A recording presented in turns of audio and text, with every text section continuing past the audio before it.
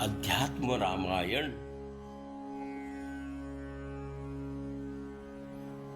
उत्तरकांड पंचम सर्ग श्री राम गीता मुक्त भावानुवाद। श्री महादेवजी म्हणाले, हे पार्वती, सीतेच्या त्यागानंतर जगाच्या कल्याणाकरिता धारण केलेल्या आपल्या मंगल देहाने रामायण रूपी उत्तम कीर्ती अर्जित करून पूर्वीच्या श्रेष्ठ राजर्षीप्रमाणे श्रीराम स्वतःचे आचरण करू लागले।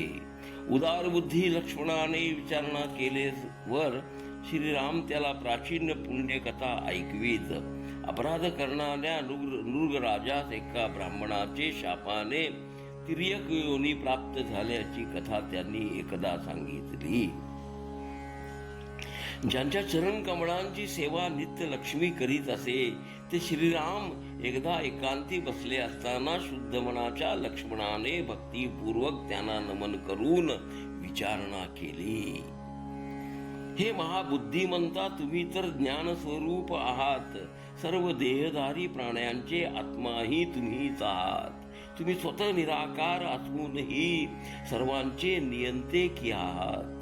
तुमचे चरणकमळांचे ठिकाणी असणाऱ्या आणि ज्ञानदृष्टी प्राप्त लोकांना तुम्ही प्रतीत होत असता। हे प्रभू, तुमचे चरण संसारापासून निवृत्ती करतात आणि योगी लोक ज्यांचे ध्यान करतात त्या तुमच्या शुद्धतम चरणांना मी शरणालो असून हा अज्ञान रूपी अपार सागर थांग असा सागर सुखपूर्वक सहजपणेच मी तरून जाईन असा उपदेश आपण मला करावा। लक्ष्मणाचे कथन ऐकून शरणागतांचे दुःख दूर करणारे प्रभू राम हे मनामध्ये प्रसन्न झाले।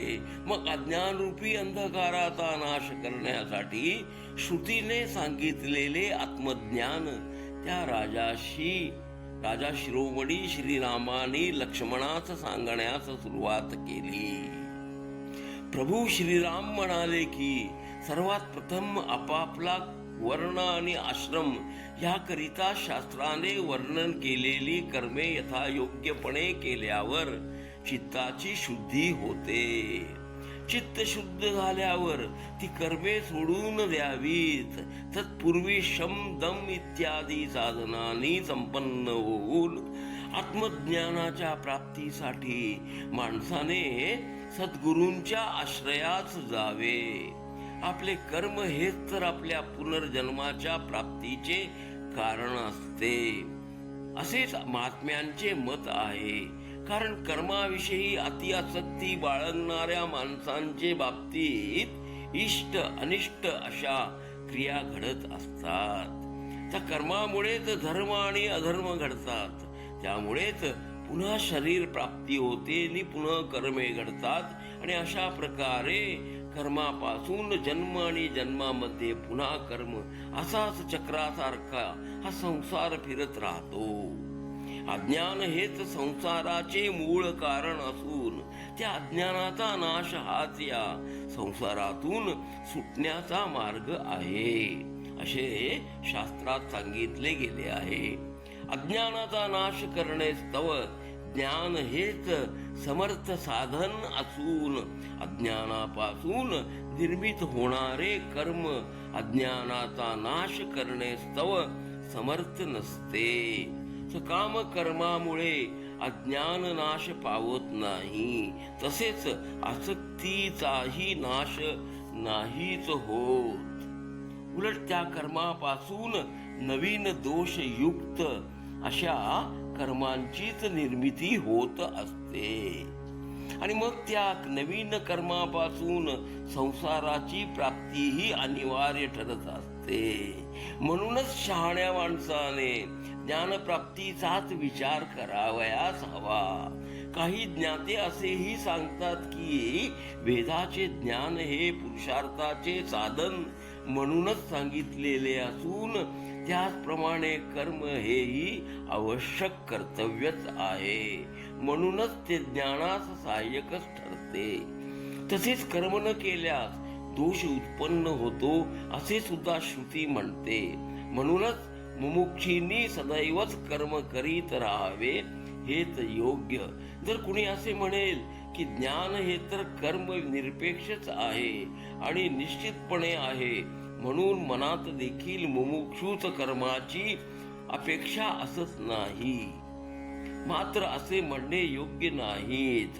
कारण वेदोक्त यज्ञ हा स्थिर कर्म असला तरी ज्याप्रमाणे त्याच कारक इत्यादींची अपेक्षा असते, त्याप्रमाणे वेदांनी सांगितलेल्या कर्मांनी युक्त असे ज्ञानच मोक्षासाठी कारणीभूत ठरत असते.